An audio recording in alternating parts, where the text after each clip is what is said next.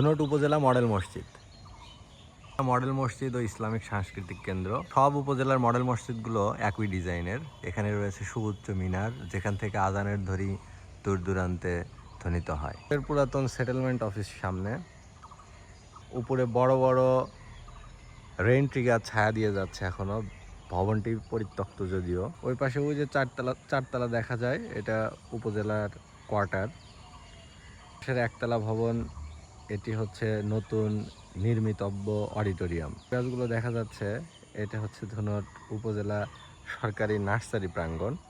চাল বিশিষ্ট যে ঘরটি, এটি পুরাতন প্রেস ক্লাব।